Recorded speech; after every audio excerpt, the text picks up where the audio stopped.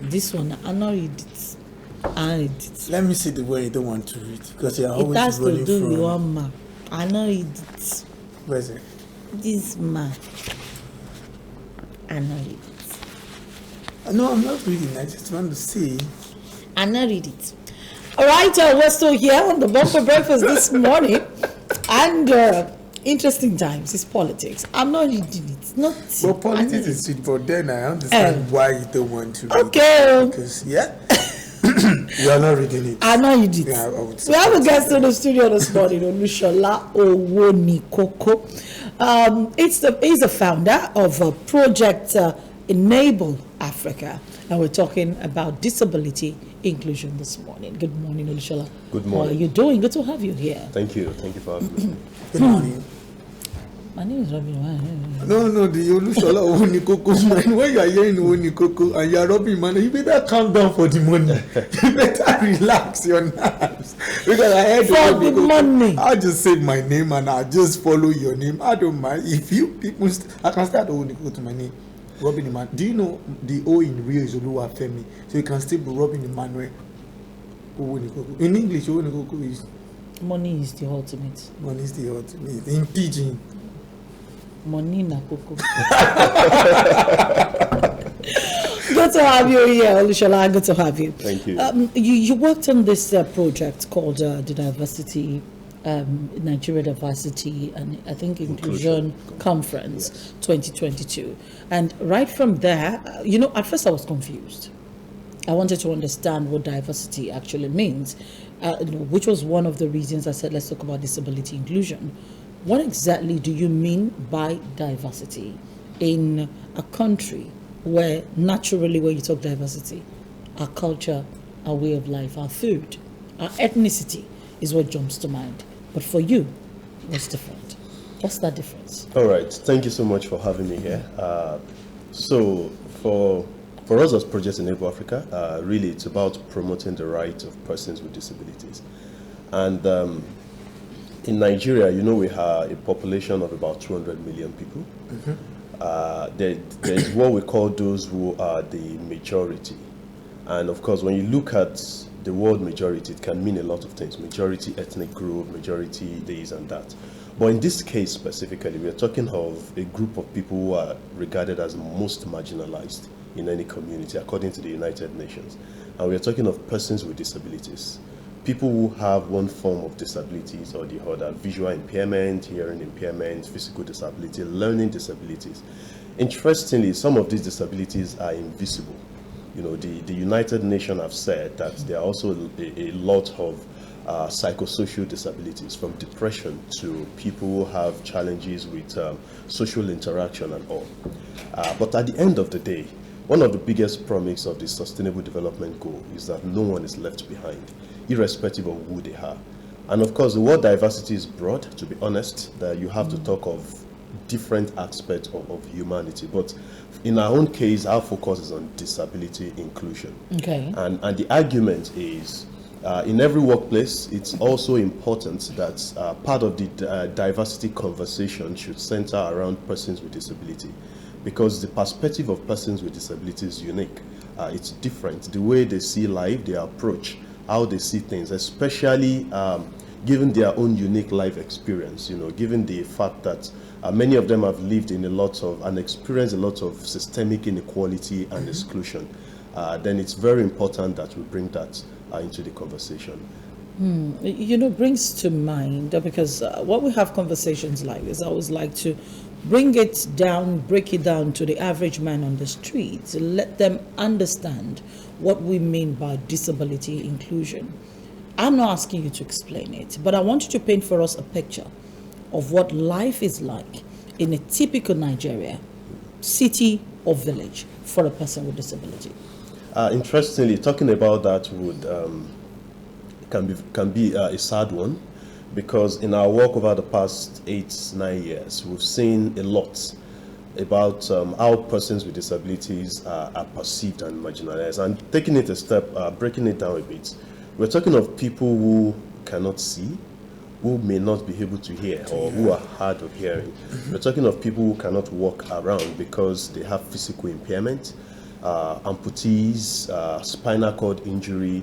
Some people acquired, some born with it. And the level of insecurity in this country has contributed significantly to the amount of persons with disability. Poverty. People also. With disability. Yes, people with disability. Poverty also has contributed. Accidents is one of the leading causes of that. Lack of rights or timely medical intervention has contributed significantly to all of this. A lot of things. But the point there is, I'm a person with if I am a person with disabilities and I'm not able to walk around, then how do you expect me to navigate the community? How do you expect me to cross over to the other side of the road?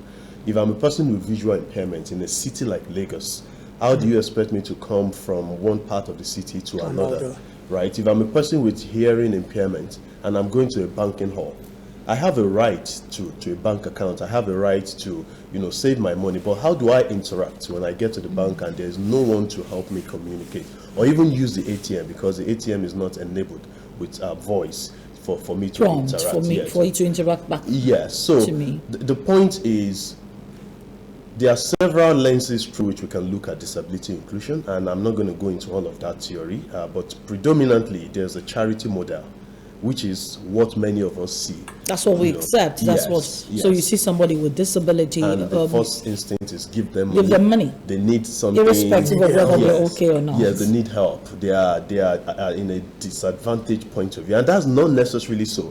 In fact, that has led to a lot of sympathetic approach, rather than giving persons with disabilities the right opportunity, because persons with disabilities can be productive. Rather than the charity approach, what we preach or what we promote is a social approach. And the social approach basically says that a person's impairment is not necessarily the cause of their disability.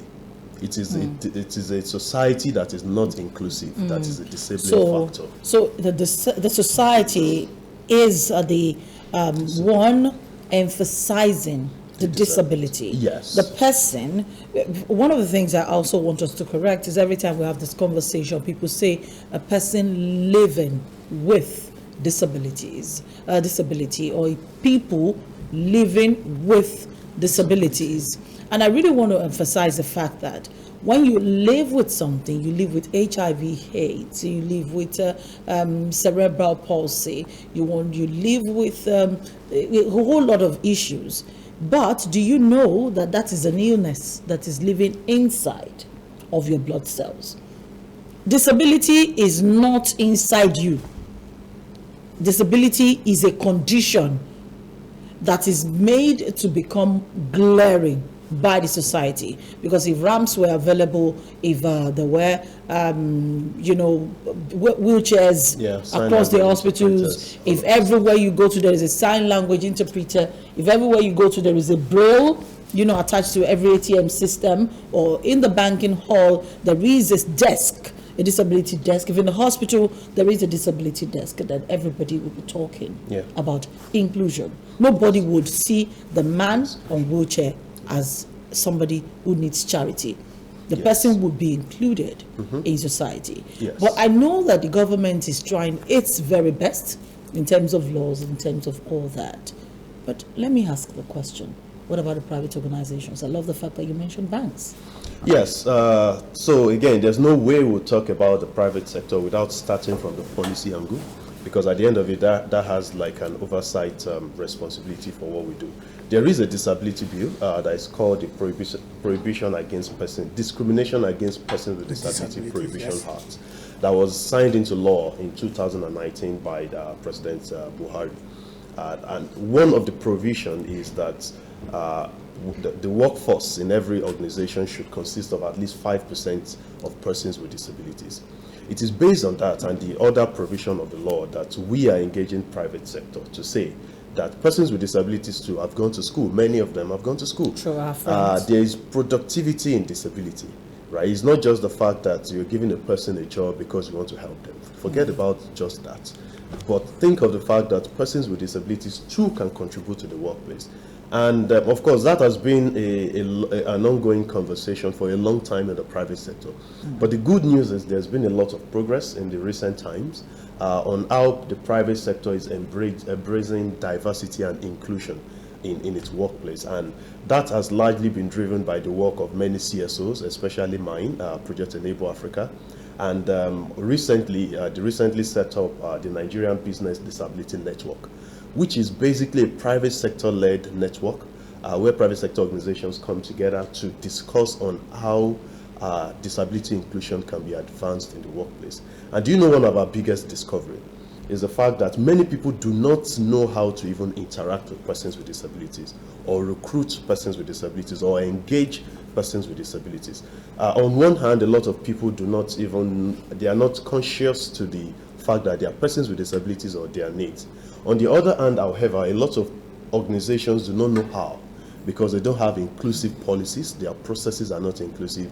For example, you want to call for jobs and you go on radio only to call for jobs. What happens to that person who cannot hear? Or you want to call for job and then you go on print newspaper. What happens to that person who cannot see? Or finally, one way or the other, they get into the system and then your recruitment portal is designed in such a way that people with disabilities cannot interact.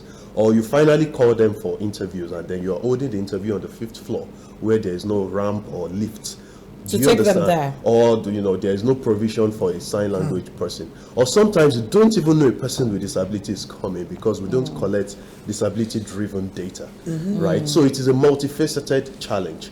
But however, we are making progress, especially because of the work we do at Project Enable Africa. So one of the things we have done a lot in the last 2 years is created an opportunity to support private sector organizations to audit their process, their policies, their programs, and their platforms, so that they become inclusive, put an inclusion policy in place. And it's no longer a situation of how I feel on a one-on-one basis, but a matter of policy, that whenever we call for job application, we are inclusive. Whenever we recruit people, we are inclusive. We know what to do. We know what to expect. And you know that at the end of the day, the most important thing is being open to have that conversation with whoever you're dealing with, so that you can know what their need is and respond to it. Because the journey of disability inclusion is not something you procure and then you just become inclusive overnight. It's a journey, a lifelong journey, right? And you have to keep putting the process, providing reasonable accommodation. It's called reasonable accommodation because you're supposed to reason and ask them, what do you need? And then be willing to make provisions for that. And as you go on, you realize. And the biggest discovery we've made is the organizations that we have recruited for have come back to tell us that they enjoy working or having persons with disabilities more in their workplace because of several reasons. For example, we have 2 persons with hearing impairment that works with one of the hospitality sector organization, and they came back to tell us that distraction level for those people is extremely low. They just get to their office because they cannot hear anyway, and they do their job all around the clock. And so many other testimonies we've had, from persons with disabilities that we have trained and placed with several private sector organizations. I want to come to you. The natural reaction you mentioned the other time is the charity model. I've gone to the training, so it may be a totally different thing for me. But then the average person sees a blind man on the street. Let's assume that you're at the bus stop. You're at Oshodi bus stop. You want to cross over at Bolade, Oshodi. There is no pedestrian bridge. There is a blind man holding a white cane right beside you. Obviously, looking around, making an attempt to move forward or move to the side. What would be your reaction? My reaction is to render assistance, to be sincere, provided he has nobody with him. He has nobody with him, and I can say one thing is he can talk, but then he cannot see. That means he can also hear. Then he will know when someone is around him. He will know when something is coming towards him. And then the fact that he's holding something is like a symbolical sign for you to know that, okay, something is wrong with this man and he wants to cross. Well, I've done it before. Quite a number of times. What exactly did you do? Quite a number of times. Like helping them to cross the road or helping them to do 1 or 2 things they want to do. Now, did you ask the question? Now, the reason why I asked you the question is naturally the charity model is let me help him. But now I want to ask you that question because I want to understand how you approached the man. That's why I painted the picture. Okay, this particular person is a Yoruba man. Okay. And I knew he was standing. I was looking at him. Of course, he cannot see me. Then I approached him myself like, Ekason. He said, Ekason. He said, Professor Dana. He said, Ben.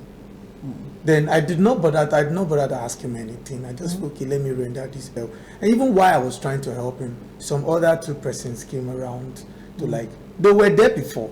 But probably they found it difficult to approach him, to ask him, because some of them I just find it insulting, like, okay, I can do this myself, I've been doing it, because sometimes area where you have been passing through, you have been going through, when you have that issue, sometimes you can still, and some people, I think they were trained to even walk on the streets with their walking stick and all, so they found it difficult to approach him. I find it like, okay, it was quite easy for me because I can see his condition, or I could see it. Then approaching him and asking him if he wants to cross. He said, yes, okay, let me help. He said, thank you. Then other two ladies came around like, okay, I think we something. So we just helped him to cross. And he prayed and like, okay, he can find his way from here. He was waiting for someone. So yeah. Now, I want to ask you the question. What was really significant in that was the fact that they asked him. We had a conversation with someone with a disability, a person with disability on this table. He has he's blind, he has a visual impairment, and he just finished his master's degree at the University of Lagos. So I had to ask him, when you're going to class, he lived in school. When you're going to class, how do you do it? He said, I come down the stairs and I go. Oh, he even said he cooks by himself. Remember? Yes, he said he cooks by himself. And I'm like, so we're like, your mom allows you to cook. What do you use to cook? He said, gas. Like he cooks by himself. You know, he's a young man. So, you know, he said it's quite disturbing that it will be by the side of the road. He wants to cross. He's holding his white cane. He understands the terrain. And then somebody will just come grab his arm and just be pulling him in one direction. Sometimes I take him in the wrong direction. And then they forget the fact that he can talk. He can hear. They forget to ask questions. And that's where the society itself comes in. You said the social model is what you're asking people to adopt. The society does not understand the social model. They understand the charity model. And that's why I wanted to have this conversation with people outside there. People without disabilities who seem to assume every person with disability needs help. But to me, I think, don't forget this, you know. It's not like people don't want to understand the social model. It's not like people just want to do the, you know, sympathy kind of model you get. But it is what they projected to everybody. It is what they have subjected us to, knowing that anybody with disability outside, oh, you want to help. Now, knowing the fact that a person living with disability has a family. Living, it's not living with it. Live in disability, right? It's not living with disability. With disability, apologies. Yeah, has a family. Now, example, let me make this illustration about this guy, this young man that came on the show one time ago that cooks by himself, you know. His mom talks with him almost every time, according to him. And his mom she was so worried even when he was in school, right? But then, you know, the manner of dressing, the sense of dressing, and when he talks, you know, the way he sounded, the training he has, helped other people to realize, like, okay, this one is not. It's not a charity case.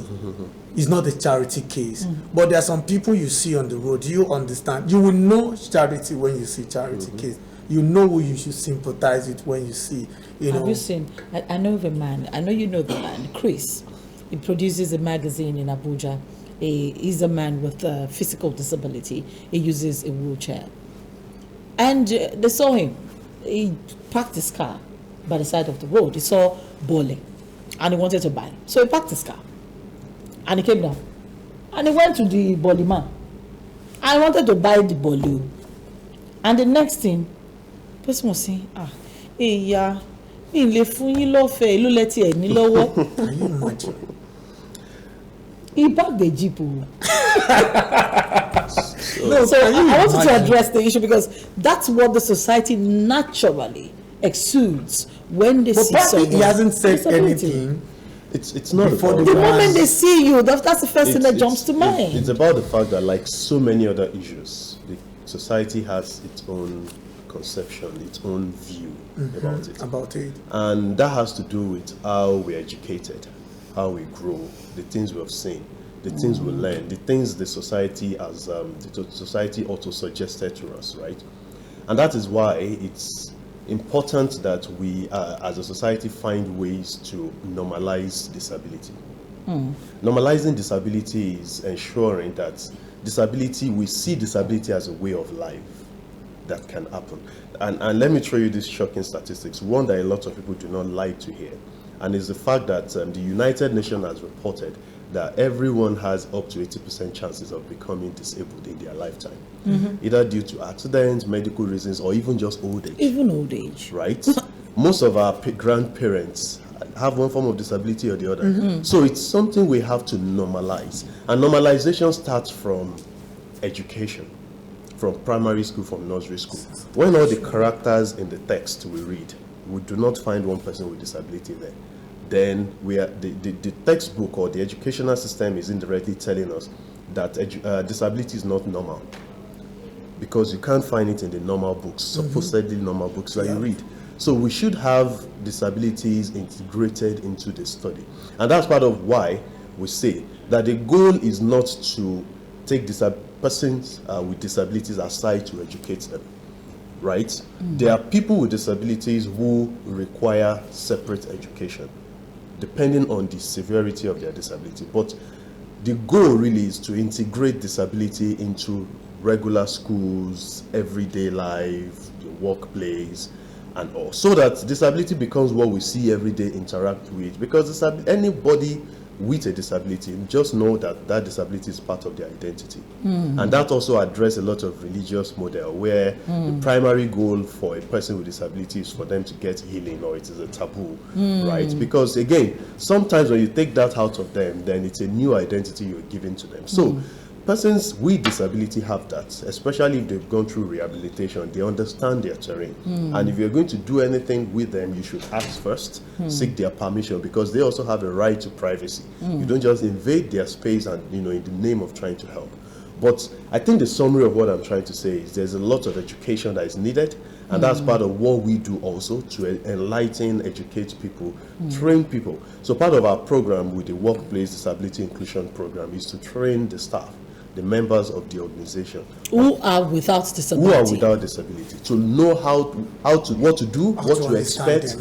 And sometimes it's not even teaching them what to do, it's teaching them what not to do, right? Because again, we cannot teach you entirely what to do, but we can let you know that a person with disability is another human. You shouldn't just stare at them. You shouldn't just expect that they need help. Be looking at them like, yes, what They're going to the bathroom, you're waiting for them to Yes. walk psychological forward. effect. interact like Normal, just be person. normal. if they ask you for help, be willing to provide it. If you think they need help, ask first, so that you know how best to go about it. And then whatever reasonable accommodation they need, like a person with visual impairment definitely would need that there are no obstacles along the way in the office. Make provision for that, and you see the magic and the enormous contribution they can make. Mr. Society. Mr. Onikoko, I need to let him go. I know, but I just want to ask this one: how difficult it is for them when they are approaching the stage of settling down?